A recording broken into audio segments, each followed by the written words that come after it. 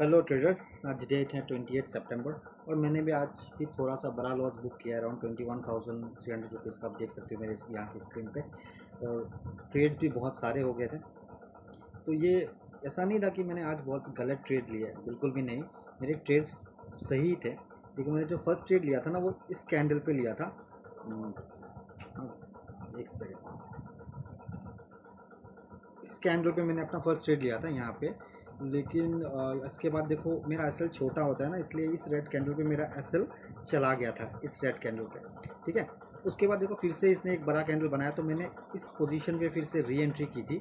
उसके बाद देखो मार्केट ऊपर भी गया, डे हाई तक यहाँ तक ऊपर गया था।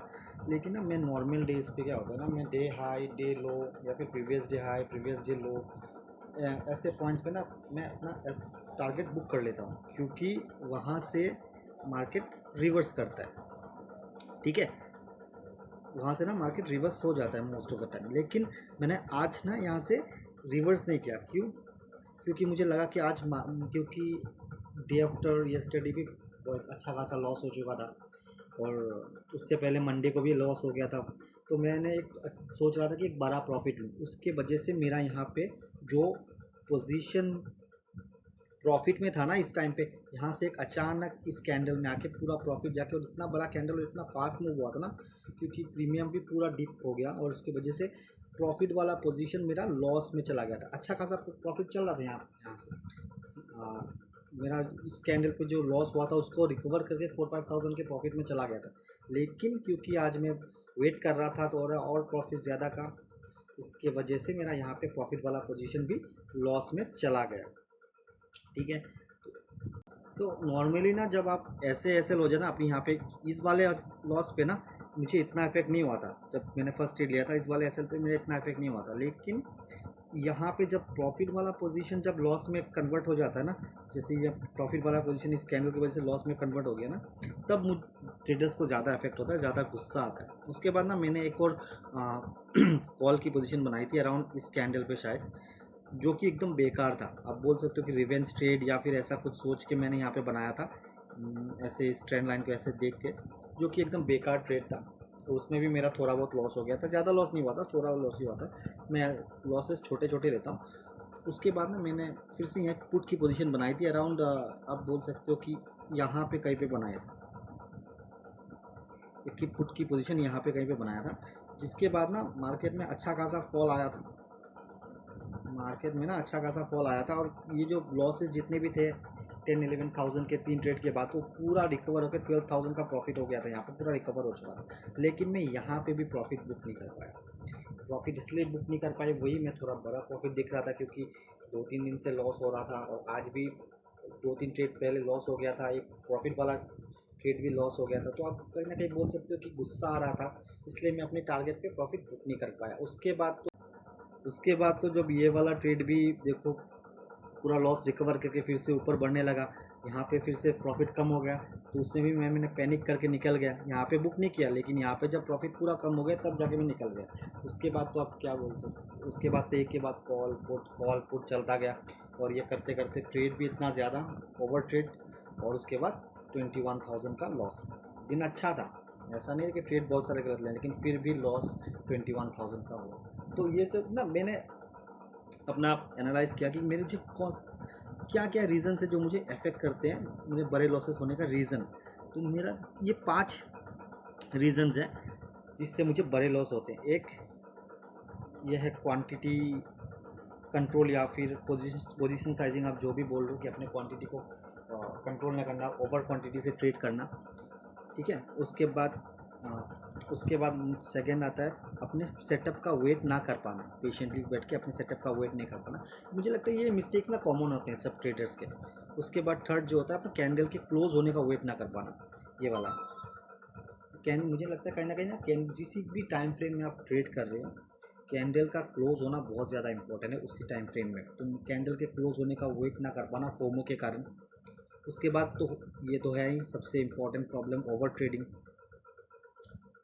ठीक है, उसके बाद एक प्रॉपर एग्जिट प्लान नहीं ना होना, मतलब एग्जिट प्लान मतलब आपने कभी एंट्री बनाई है तो कहाँ पे आप प्रॉफिट बुक करोगे, वो एक प्रॉपर एग्जिट प्लान ना होना। तो उसमें से तो आप देखो कि ये जो फिफ्थ प्रॉब्लम है ये मुझे आज इसने मुझे अफेक्ट किया है, लेकिन ज़्यादातर दिन ये मुझे अफेक्ट नहीं करता, मैं एग्ज़िट कर जाता हूँ, मेरे पास प्रॉपर एग्ज़िट प्लान है, ठीक है। और क्वांटिटी कंट्रोल या फिर पोजीशन साइजिंग भी मुझे उतना अफेक्ट नहीं करता, ठीक है। इसको भी मैं कंट्रोल कर सकता हूँ। ये भी एक प्रॉब्लम है, लेकिन इतना मेन प्रॉब्लम नहीं है। मेरा जो 3 सबसे मेन प्रॉब्लम है ना, वही ये। अगर आप एक सेकंड,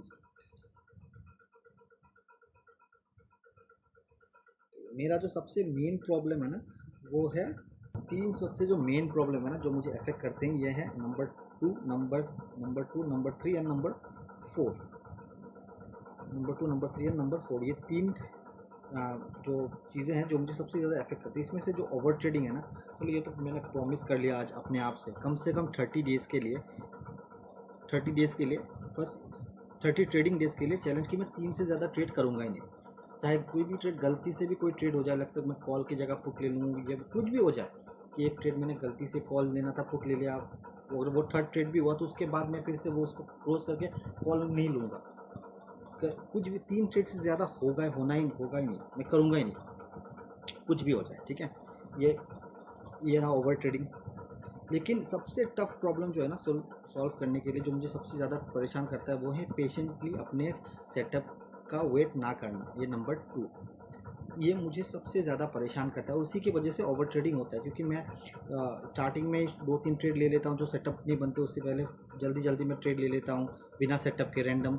उसके बाद फिर सोचता हूँ यार सेटअप तो बना ही नहीं, ट्रेड ले लिया, फिर सेटअप थोड़ा बहुत बनता है तो उस पर ट्रेड ले लेता हूँ। तो उसकी वजह से मुझे, और जो सबसे ज़्यादा प्रॉब्लम मुझे अफेक्ट करता है, वो है नंबर 3, अपने कैंडल के वेट करने का, क्लोज ना कर पाना। कभी कभार ऐसा होता है ना, एक बड़ा सा कैंडल बन रहा है आपके लिए बाइंग पॉइंट पे, लेकिन वो कैंडल बहुत ही बड़ा बन रहा है, तो आपको कंट्रोल नहीं होता, बीच में ले लेते हो, फिर वो नीचे आ जाता है उसी टाइम। तो वो क्लोजिंग बहुत इंपॉर्टेंट होता है कैंडल का, तो वो भी मुझे बहुत ज़्यादा प्रॉब्लम करता है, ये कंडीशन भी। तो मैं तो देखो, ऐसा होता है ना, ये नंबर टू तो सही करना, ये जो प्रॉब्लम होती है ना, तो बहुत ज़्यादा इफेक्ट करता है। लेकिन कभी अगर ऐसा हो जाए कि मैं ये वाला नंबर 2 और नंबर 3 पॉइंट को फॉलो कर भी ना पाऊँ, लेकिन अगर मैं सिर्फ 3 ट्रेड कर रहा हूँ, तो लॉसेस तो होंगे, लेकिन उतने बड़े लॉसेस नहीं होंगे, मैं कंट्रोल पे हो गए लॉसेस को। तो इसलिए कल से तो मैं 30 ट्रेडिंग डेज का चैलेंज कर रहा हूँ, कि जिसमें मैं ये 3 जो ये प्रॉब्लम्स है ना, पेशेंसली अपने सेटअप का वेट ना करना, कैंडल का क्लोज होना, और ये ओवर ट्रेडिंग, मैक्सिमम 3 ट्रेड से मेरे लिए 3, जो किसी के लिए 2 ट्रेड हो सकते हैं, किसी 1 ट्रेड हो सकते हैं, मेरे लिए 3 ट्रेड होते हैं मैक्सिमम, जो मैं मेरे प्लान के हिसाब से, सेटअप के हिसाब से, तो मैं मैक्सिमम 3 ट्रेड लूँगा। तो ये 3 जो चीज़ें होती है जो परेशान करती है एक ट्रेडर को, मैं ये तीन को कंट्रोल करने के लिए चैलेंज ले रहा हूँ 30 डेज़ का। उसके बाद 30 ट्रेडिंग डेज़ के बाद देखता हूँ क्या इफेक्ट होता है, ठीक है। इसको मतलब करना तो ये चीज़ों का इन चीज़ों का तो लाइफ टाइम फॉलो करना होता है एक ट्रेडर को, लेकिन क्या होता है ना, हम चीज़ों को धीरे धीरे आदत डालनी होती है। तो कम से कम मैं सबसे ज़्यादा जो मैं फोकस करूँगा अभी ओवर ट्रेडिंग पे, मैक्सिमम 3 ट्रेड ए डे। उसके बाद पेशेंसली अपने सेटअप का वेट करना और कैंडल क्लोज। तो ये तीनों सुनने में बहुत आसान लगते हैं, लेकिन फॉलो करना ना बहुत ज़्यादा मुश्किल है। तो ये कल से हमारा 30 ट्रेडिंग डेज का चैलेंज शुरू हो रहा है, जिसमें हम ये 3 चीज़ों को कंट्रोल करेंगे। और बाकी प्रॉफिट होता है लॉस होता है उस पर इतना फोकस नहीं है मेरा अभी। ये 3 चीज़ों को मुझे कंट्रोल करना है, क्योंकि मुझे मेरे सेटअप पे ना पूरा भरोसा है। मुझे पता है अगर मैंने ये पेशेंस से अपने सेटअप का वेट कर लिया, कैंडल क्लोज होने का वेट कर लिया, ओवर ट्रेडिंग भी नहीं की, लिमिटेड 3 ट्रेड ही किए मैक्सिमम, तो मुझे प्रॉफिट 90% ऑफ टाइम्स ना मुझे प्रॉफिट ही होगा। अगर ये तीनों को मैंने फॉलो कर लिया, 22 डेज़ अगर होता है, उसमें से 18 to 20 डेज़ मुझे प्रॉफिट ही होगा। इतना भरोसा मुझे अपने सेटअप पे है, ठीक है। तो ठीक है, कल से ये हम ट्रेड ये चैलेंज स्टार्ट करते हैं और देखते हैं 30 डेज़ के बाद रिजल्ट क्या होता है। तो आज के लिए तो बस इतना ही। Okay, bye.